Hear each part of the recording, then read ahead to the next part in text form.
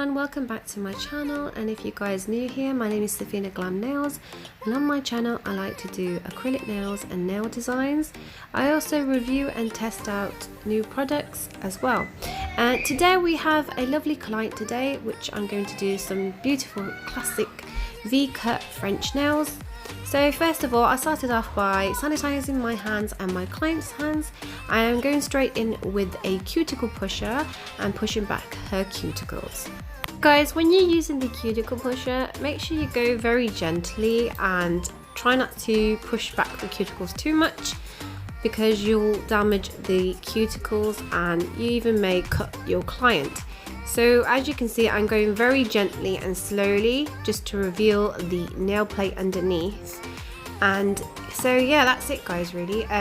So prep work is a must in order to do beautiful nails, because if you do not do the prep work properly, you'll either have lifting, or you'll have, if you do have it lifting, you will have water seeping through your nail, which will cause a nasty infection. So when you do the prep work, make sure you do it step by step, and hygiene is the key. Always sanitize your tools, whatever tools you use on the nails, including your hands and your client hands as well. So next up, I'm going to use my e-file, and if you guys are interested to know what e-file I'm using the Melody Susie's e-file, which is amazing. If you're a beginner of using an e-file, I suggest purchasing this brand due to the fact that it's very lightweight and it hardly makes any sound. So just a little tip there. So basically now I'm going in my e-file using a fine grit sanding band, which is 180 grit, and I'm lightly going over the natural nail and to remove the shine. You guys can use a nail file or a buffing block, but I prefer to use a e-file due to the fact it's quicker and I can get the job done. And yeah, so when I'm using the e-file, I'm going very light-handed on it. I'm not putting any pressure or whatsoever, just lightly going over the natural nails just to remove the shine. The reason why we use this is because that we do not want the acrylic to have any sort of lifting or even to pop off. The same method goes with UV gel or any gel in particular, or even polygel. So you have to remove the shine. If you skip this step, what would happen? You'll end up having to do your nails all over again due to the fact that it's popped up, due to the fact that you left the shine on. So acrylic UV gel cannot adhere to nails that have shine on your nails. So that's it. That's just a little tip for you guys if you are a beginner of using acrylic or UV gel. And if you can hear any noise in the background, it's my children. They just come from school, and yeah. So here, what I'm going to do, I'm just going to go over the nails once again with a rubbing alcohol spritzed on my nail brush, and I'm just going to clean off the nails to remove the debris left over once I use the e-file. Next, then I'm going to go and size up the tips. Now my client hands are very thin and small. She hardly got any nail beds, so I really had to take my time measuring the nail tips, and I even had to use the nail file just to file down the sides of the nail tips just to fit snug on her nails.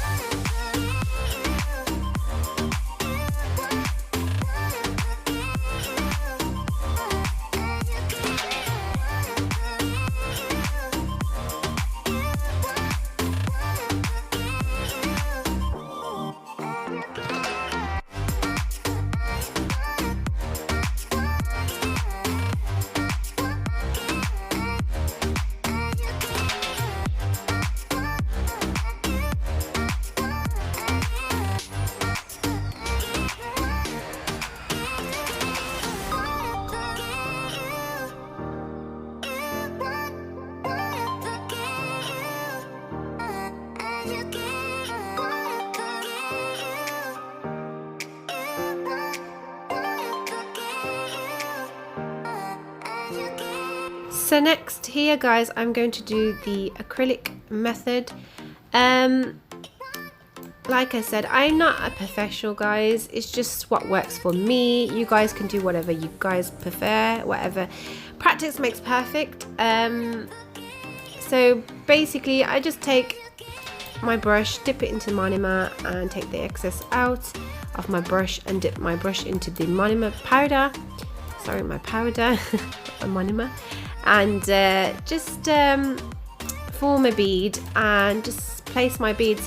So when I place my beads, I like to place my beads on the actual nail tip that meets my natural nail, if that makes sense. And I put the first bead there, and then it's like a 3-ball method that I use. So I'll place a bead where my nail tip will meet my natural nail in the center, and then I'll take another bead in the bottom of my at the end of the nail tip. Then I'll get another bead and place that near towards my cuticle. Then I put another bead just to make it all evened out and yeah, smoothen it all out. That's how I do my acrylic. You guys can do whatever you guys prefer, but this is what works for me and I find it easy. Yes, my ratio is a bit watery. Like I said again, it's just the way I prefer it. I have more control of the situation as well. I have more of a flush, smooth transition as well. So I first started using UV gel, which I kind of struggled with at that time as well, because my nails used to end up breaking easy due to the fact that I have not applied enough UV gel. So as I practiced using UV gel, I learnt an apex position. For those of you guys don't know what an apex is, basically it's where your nail kind of goes into like a nice little bent kind of shape, like a dome kind of shape. That's your structure, guys. That will keep your nails strong and helping it from breaking. So once you've learnt how to do the structure of your nails and know your apex placement, you're good to go. So I really struggled doing acrylics at first, so I switched to UV gels. Once I've mastered UV gels, I went straight to acrylics and start practicing with acrylic. It did take forever, guys. I found it so difficult, but practice makes perfect. So the more you practice, the more your nails will come out more crisp and beautiful. So I would recommend to get either silicone hands, which is available, a bit pricey but it's worth it, or a practice plasticky hands, or them small little fingers that you can get, or even a practice sheets, how to do the ratio and how to do your beads. And yeah, that's it really, guys.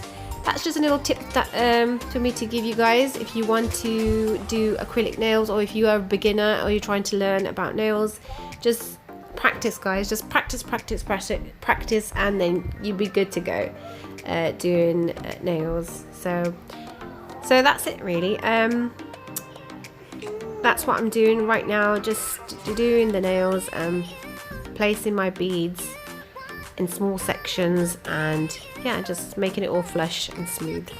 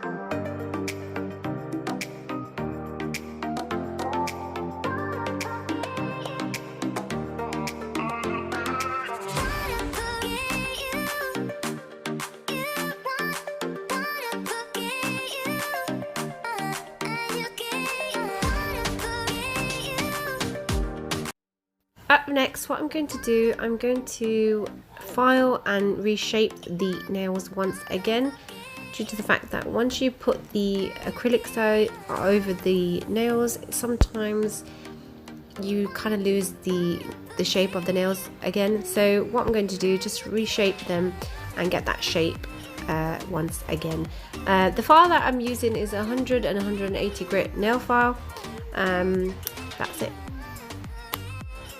So when you're using the nail file, guys, make sure you hold the client's skin back when it comes by the nails, due to the fact that when you use the nail file, you're kind of being a bit rough. So when you do that, just move, just a little tip there, so just move the skin back around the nails and just hold the entire finger, including nails, just to make it easier, and basically it won't hurt the client as well. So just a little tip there if you guys are learning to do nails. So once you've filed the nails and reshaped them, I'm going to go with base coat and apply that on the nails, and I'm going to cure it in my LED lamp for 30 seconds. Once that is cured, I'm going to go over with Cover Pink, and I'm going to go over the nails, and I'm going to put a very thin layer of the colour onto all 5 nails, and I'm going to cure it for 30 seconds in the LED lamp.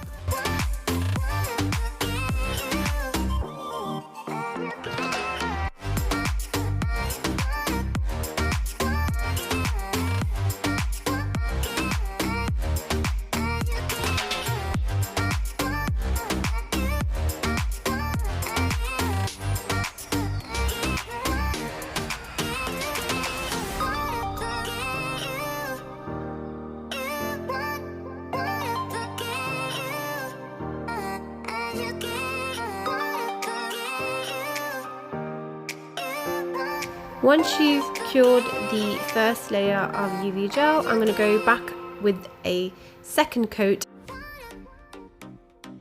So here guys, in a container I've put a few drops of the white UV gel onto it, and with my fine detailing brush I'm just going to make a line and make a very crisp V-cut shape onto the nails.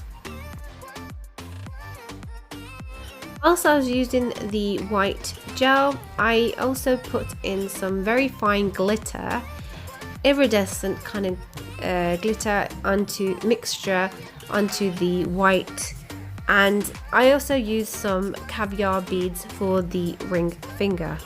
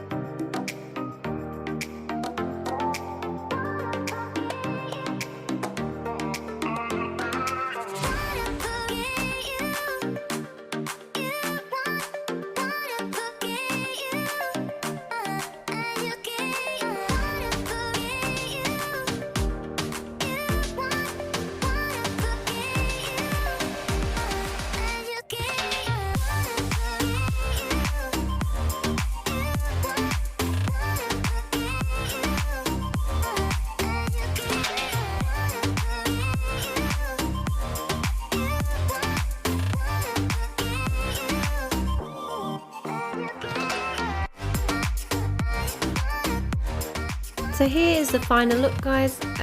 My clients absolutely love them. On camera you can't really see the glitter, some odd reason you can't see it, but if you guys like these nails, comment below, and if you guys want me to do more regular videos of me doing clients, comment below. If you want me to do any more nail designs, or if you want to know a bit more about nails, just comment below. Take care, bye.